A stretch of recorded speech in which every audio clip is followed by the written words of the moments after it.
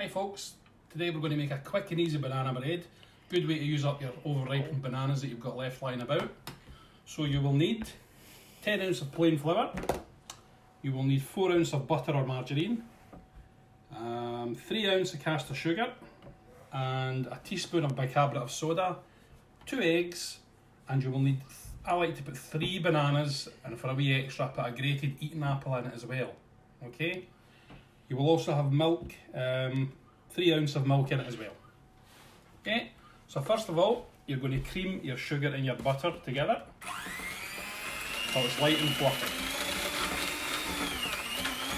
Okay, so it should be resembling something like this. And then we're going to add our eggs in one at a time, whisk them up. Do it nice and slow so it doesn't curdle.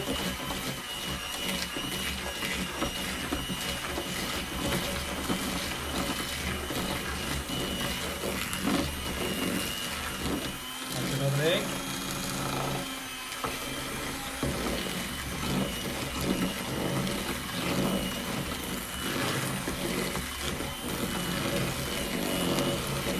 Just on a slow speed. Okay. So next, what you're going to do is add your banana, which is basically just peeled, and mash it up with a fork, and your grated apple as well. Put all that in.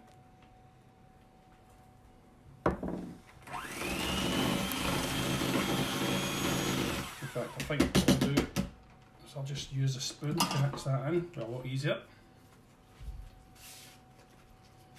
You've got a tendency if you use a whisk too much to make it curdle.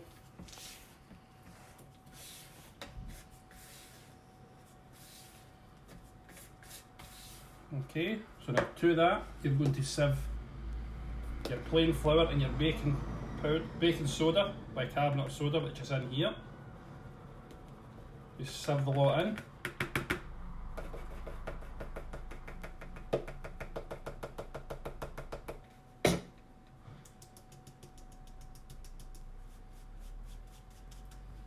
Okay, and you're just going to fold it all in.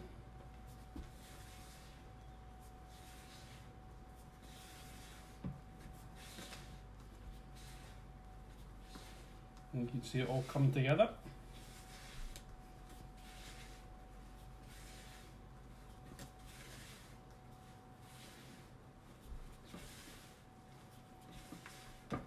There you go, just add a half of your milk in. So it depends how ripe your banana's in, you might not need all your milk. You basically want to get it in a kind of batter consistency. So make sure you fold it from the corners, get all the flour incorporated in. We'll just add the rest of the milk to this.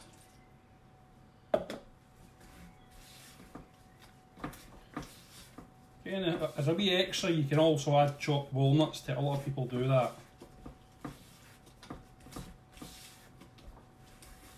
That's sure once it's all incorporated.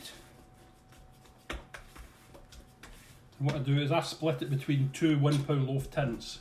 That way, it takes a lot less to cook.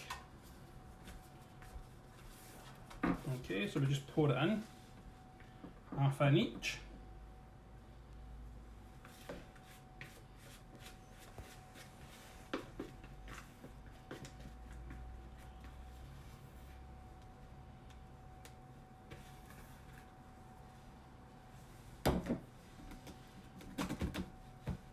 There we go. Now these go in the oven at 180 degrees for between 30 and 40 minutes. You'll be able to tell when they're ready when they're firm to touch. Just press it down, if it bounces back then they're ready. Okay, so that's it.